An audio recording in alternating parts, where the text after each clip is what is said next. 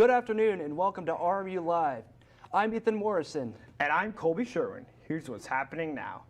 The CDC reports that there were 34,892 cases of COVID-19 yesterday, bringing the total number of cases to be 7.14 million and 205,000 deaths from COVID-19. Allegheny County, the CDC reports only 61 new cases of COVID-19 and 0 deaths. 2 students are in isolation, bringing the total number of cases at RMU to 81. Also, 21 and 1 employee is in quarantine. If someone is in quarantine, that means they've been exposed to COVID-19. Anyone who feels sick is asked to stay home. After gauging student interest, Robert Morris University announced on Wednesday and Thursday this week the university will be hosting a flu shot clinic. Flu shots will be given to students and employees who attend in Franklin 203. You can skip the line by visiting www.rmuflushots.com or you can book.me. Don't forget your insurance card. COVID-19 and social distancing protocols will be followed. Contact the My Health School Center at 412-397-6220 with any questions. Robert Morris University Dining Services announced the introduction to the new faculty and staff meal plan on Friday. Faculty and staff are able to load the meal plan onto their RMU ID card, which will give them access to all of the dining locations. Faculty and staff can load funds through e-accounts. Sign in online first to register your account at rmu.edu/eaccounts. The Career and Professional Development Center will be hosting a virtual career fair on October 1st from noon to 4 p.m. It is open to all RMU students and alumni. Internships are also available. All students are strongly encouraged to sign up for this event that will be taking place through Handshake. The engineering department received a 2-year initiated focus research grant from the Department of Defense valued at around $76,700. The project is titled High Definition Anoxal and Connective Tissue Imaging in Porcine and Human Models of Traumatic Optic Nerve Injury. Rika Carlson, an associate professor of mechanical and biomedical engineering, will cover eye injury or visual dysfunctional related to a military relevant traumatic event. Carlson is a co-principal investigator of the project, which includes the University of Pittsburgh UPMC, Wake Forest University, and Carnegie Mellon University as collaborators. The University of Pittsburgh are primary recipients. Last week, Robert Morris University announced the RMU Advantage Scholarship Program. This program could save students who have been accepted to both Robert Morris and Duquesne University up to $40,000. The scholarship also states that any accepted student that chooses Robert Morris over Duquesne will receive a $1,000 textbook credit along with any financial aid that they may qualify for. Along with initiatives such as the Public Price Match Plus Scholarship and the program and the College Affordability Academy, the RMU Advantage Scholarship will provide a competitive edge over other local universities. To fill us in on more RMU-related content, let's toss it over to Cameron McCarleal to give us the latest on Colonial sports. Cameron, what do you have for us? Thank you, guys. In RMU sports news, the athletic director unveils the Collegiate Coaching Diversity Pledge. RMU Vice President and Athletic Director Chris King said, quote, RMU is proud to be part of the first cohort of athletic directors to sign the Collegiate Coaching Diversity Pledge. He also said, quote, we applaud athletic director, its boards, advisors, and board of coaches for an important step in the right direction towards more representative leadership in college athletics and the commitment to ensure equal opportunity in the hiring of head coaches from underrepresented minority groups. Over on the ice, the 11 Division I conferences for men's and women hockey have been working diligently to make a 2020-21 season happen. The HCA has announced that each conference will announce start dates and details on schedules individually. And finally, the men's and women's student athletes of the week. First, we have Elijah Jackson from the men's football team. Elijah is a redshirt junior who put up 971 rushing yards last year. And for the women's side, we have Nicolette Zanoli. She is a junior on the women's volleyball team. Last year, she established a program 3-set record with a season-high 31 digs against Idaho State. Back to the desk. Thanks, Cameron. There were protests in cities all across the country, including Pittsburgh, following the grand jury's decision in the Breyonna Taylor case. In Pittsburgh Wednesday night, protesters marched starting in Oakland and going through the Hill District. Tim Stevens, who is head of the Black Political Empowerment Project, said that the voting is the best way to advocate for change. Pittsburgh Mayor Bill Peduto stated, quote, "Breyonna Taylor's death was tragic. Today, our judicial system continued the tragedy, systematic change needed throughout our criminal justice system. May her memory and the memories of too many others inspire us and provide the courage needed for change." Duquesne University provided an update on the actions the university is taking to address the case of Marquise Jalen Brown. On Friday, a spokesperson of the university said that they ordered body cameras for the campus police department. First-year costs of the cameras system will come to $90,000 and $43,000 for yearly technological maintenance. The cameras are set to arrive 3 weeks, and the university has requested expedited shipping. This morning at around 1 a.m., there was a shooting in Beaver County. Police say the shooting took place on the intersection of Midland Avenue and 6th Street. One person was flown to a Pittsburgh area hospital. The condition of the victim is unknown. Police arrived at the scene around an hour after the shooting took place. A 75-year-old man is missing from Kerekuk. Leslie Lampkin is described as a 5'7", brown eyes, scruffy facial hair. He is seen wearing a black blazer, black dress shoes, and anyone with information is asked to call the missing person unit at 412-323-7141. Pittsburgh Public Schools, along with the Pittsburgh Federation of Teachers, announced that remote teaching will continue for another month. The Pittsburgh Public School District and teachers agreed on Friday that remote learning will continue until November 9th. PFT President Nina Esposito-Vajitas stated, quote, "Teachers are working hard to reach out to both students and families to engage them in the new learning environment and have made remarkable strides." End quote. On Saturday night, the president of the Newspaper Guild of Pittsburgh, Michael Foucault, stepped down from his post. Foucault resigned after the guild learned of an investigation into allegations of violations of the mutual respect policy. In his place, Vice President Ed Belanza will be interim president until an election will be held to elect a new guild president. On Saturday morning at 11:15 a.m., Point Park police found a shooting victim on the 100th block of 7th Street. The victim was taken to a nearby hospital and is in stable condition. A person was spotted fleeing the scene. The suspect was described as a black man with long hair, dark clothes. No motives have been found by the police yet. Well, Ethan, it certainly was a nice walk to the studio today. I thought the same thing, Colby. Austin Bechtold is live outside in our weather station to tell us more. Austin? Thank you, guys. As you said, I am outside. First time we're able to be outside in this newscast. It's a little breezy. Currently, the high for today's weather is 80 degrees with a low of 54 and humidity of 62% and only a 20% chance of rain right now, so you really won't have to worry about it raining as you're heading on your way to classes. Today's hourly forecast at 3 o'clock today. Only a couple hours later, it'll be 77 degrees, and it'll stay that way as we head to 6 o'clock, also 77 degrees, but it's getting a little darker by the time we get there. And at 9 p.m., 71 degrees is the high. And you can expect some rain as a possibility going on tonight and possibly raining into tomorrow. So that's the weather for now. You'll hear the rest of the 5-day forecast going on later in the newscast. For now, let's send it back over to Ethan and Colby, guys. Thanks, Austin. Coming up after the break, Joe Biden is coming to Pennsylvania. And mail-in voting begins in Pennsylvania. Don't go anywhere. Roll over. Chance high five. All right. When you adopt a shelter pet, you discover all the things that make them unique. And your mother and her. I am totally a hot person. Right, guys? Thanks for being honest. They're a little bit of a lot of things, but they're all pure love. Adopt pure love at theshelterpetproject.org. Multiple studies have shown that marijuana can slow both driver reaction and response time, which can be really dangerous. He's here. He's here. Wait. What? I can't drive. Why? My. Oh.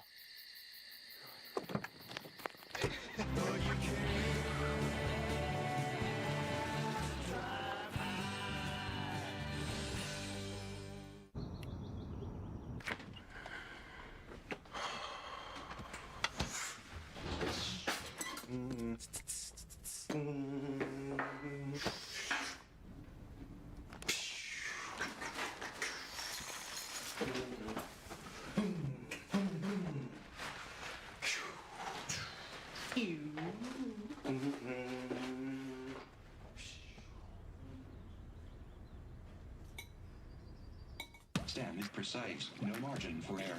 Dare to forget that. Dare to have fun with it. Get weird with it. Dare to send those old STEM theories flying past the neighbor's house into outer space. Dare to program something internet-breaking, record-breaking. Dare to blow their minds. Dare to learn the difference between sedimentary and metamorphic rock. Go find those rocks. Dare to keep daring. Dare to STEM. Check out She Can STEM to get started. Democratic nominee Joe Biden and his wife, Dr. Jill Biden, will be taking a train tour from western Pennsylvania and eastern Ohio.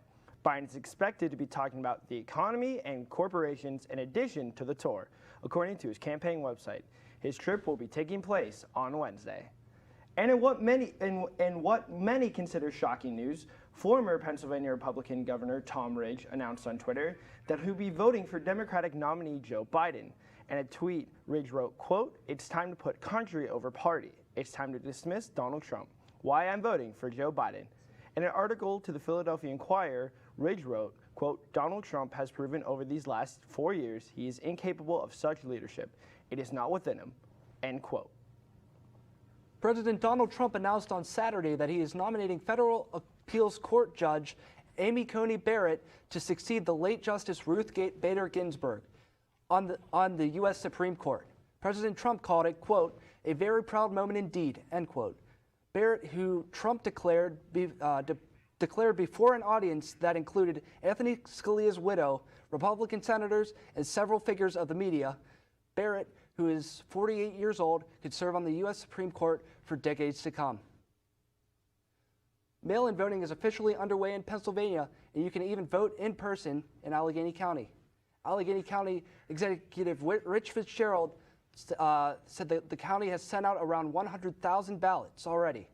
Fitzgerald said, quote, "We could have 400,000 ballots." That will put into perspective, 4 years ago, we had about 660,000 people who voted and 40,000 who voted absentee, end quote. Voters have the option to drop off their ballot in person at your polling location or vote in person. Fitzgerald hopes that COVID-19 numbers will continue to reside locally, but if they begin to rise again, the county will react quickly to fix any problems that may arise. President Trump was in Pittsburgh last week and touched on several important topics in western Pennsylvania. RMU Century Media reporter John Blinn reacts to the rally. President Donald Trump was in western Pennsylvania today to discuss topics such as fracking and energy in Pennsylvania, as well as COVID-19 regulations set by Governor Tom Wolf. Thousands gathered in the Pittsburgh International Airport to hear what he had to say. For years you had a president who apologized for America. Now you have a president who is standing up for America and standing up for the people of Pennsylvania like nobody has ever stood up before. President Donald Trump took to the Atlantic Aviation Hangar in Pittsburgh to promote votes for his re-election campaign. One of his main selling points was promising to keep Pennsylvania an epicenter of energy. President Trump mentioned the Shell power plant in Beaver County when making this point. Last year I visited the Shell petrochemical plant in Beaver County, Pennsylvania. The largest investment in your state's history, and that was all made possible by our pro-energy policies. President Trump also advocated for the support of local officers and promised to fight against police defunding. This prompted several local sheriffs to endorse his re-election. 2 Democratic sheriffs who plan on voting Republican this year were recognized. Well, there's 2 sheriffs who just changed their registrations. Oh, that's right. To become Republicans. They were longtime Democrats. Oh, who are those 2 sheriffs? Whoa.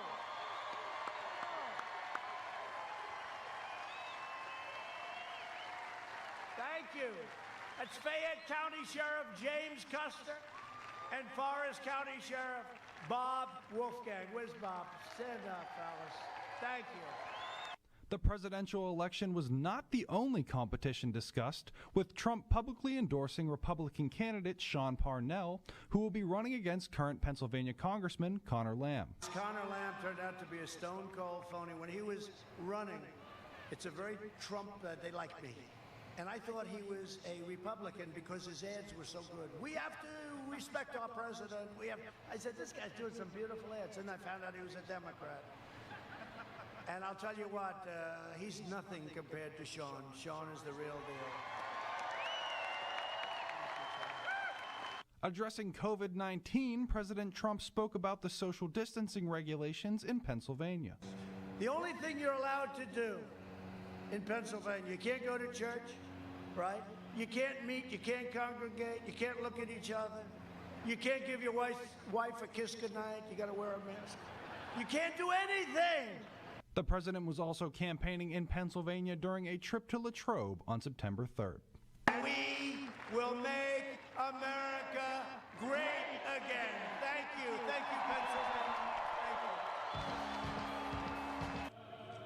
The president spoke for roughly an hour and a half before heading back to Air Force One, and when he left, he encouraged people here to do just one thing: vote. For RMU Century Media, I'm John Blinn.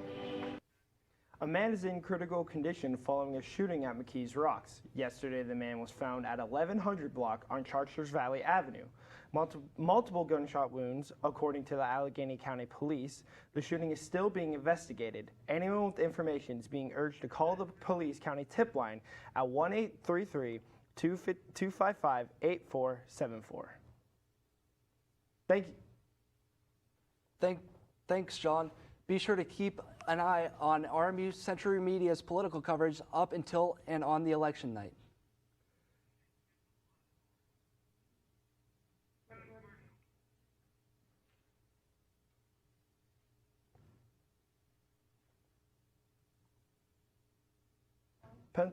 Pennsylvania Senator Pat Toomey says he will support voting for President Donald Trump's pick to replace Ruth Bader Ginsburg's seat on the Supreme Court. Today, said, quote, 4 years ago, I noted my decision to oppose moving forward with the Supreme Court confirmation process of Judge Merrick Garland was related to the circumstances present at the time, end quote. Joe Biden is applying to slow the president's pick. Thomas Jefferson High School students are calling for the removal of a school board member after calling Black Lives Matter a terrorist organization. Breyonna Barrett said, quote, the school has failed to protect their black students, end quote. The school board said they do not have the power to remove any members. They said all staff is trained to combat racism. Lisa Harrington was sentenced to 5 to 7 years in prison after she was convicted of helping her cousin escape from police after a deadly shooting. Harrington was also convicted of hiding a weapon that Rahima Holt used in the deadly shooting of New Kensington police officer Brian Shaw.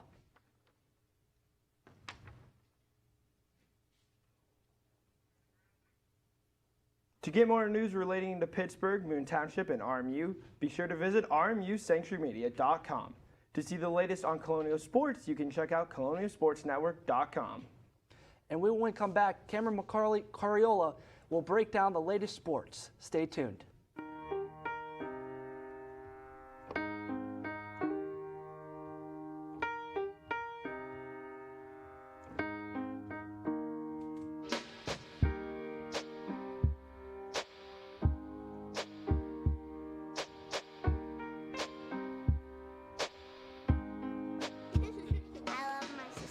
My heart doesn't see race.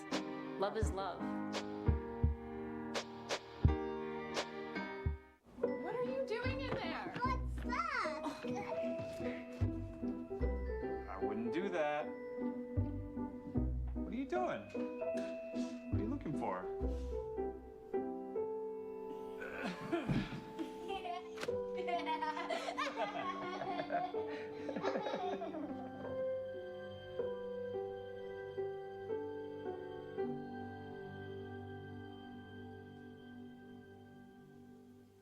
How prepared is your family if a hurricane shows up at your doorstep, or a flood, or a blizzard? You can't just turn away a natural disaster. That's why it's important to go to ready.gov/plan now. It has the tools and tips you need to make an emergency plan with your family. So if disaster comes knocking, Let's go. You'll be ready to help keep your family safe. It's just a pizza. Yes. Make a plan today.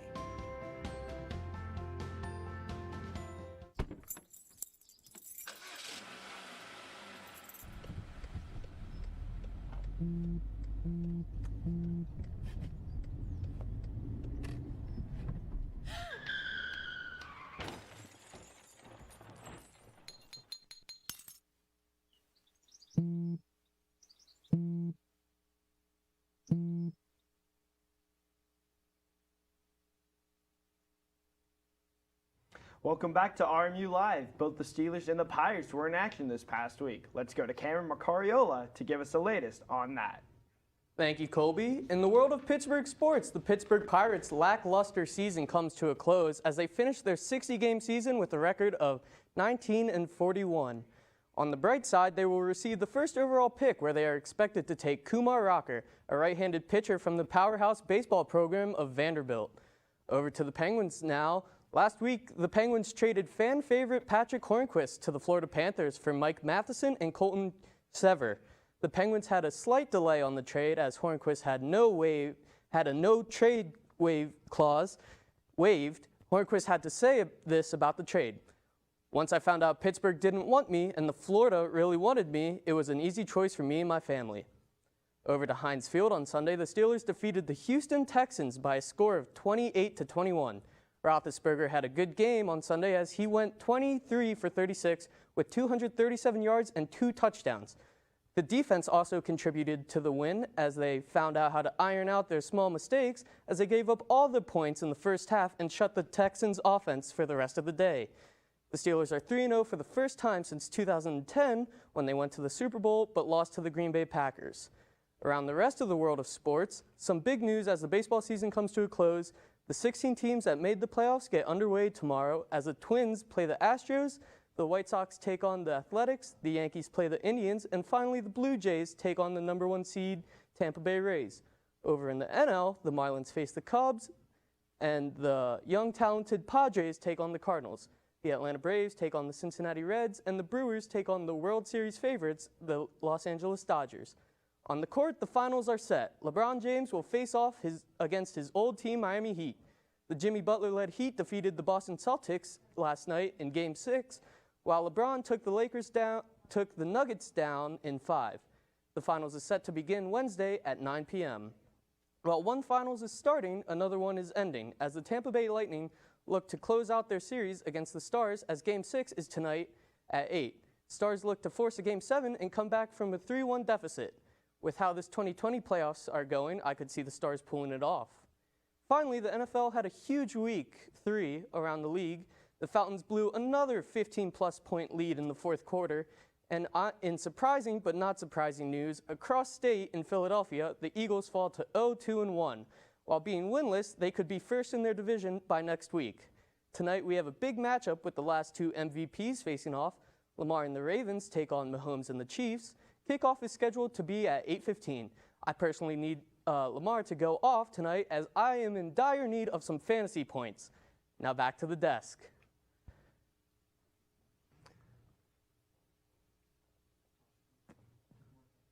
Coming up after the break, theaters and music venues continue to recover from COVID-19. And a fan composer will be visiting Pittsburgh.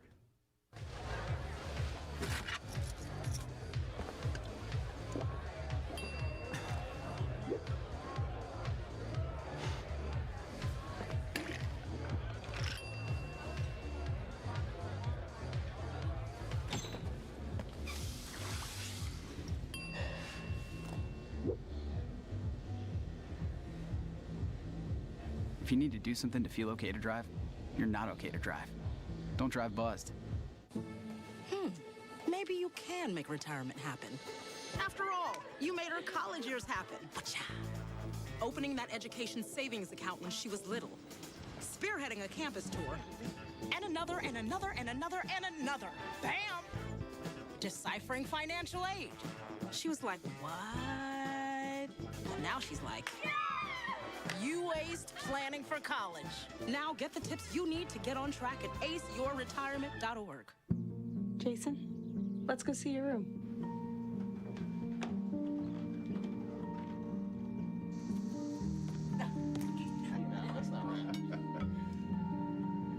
How is it? Is it good?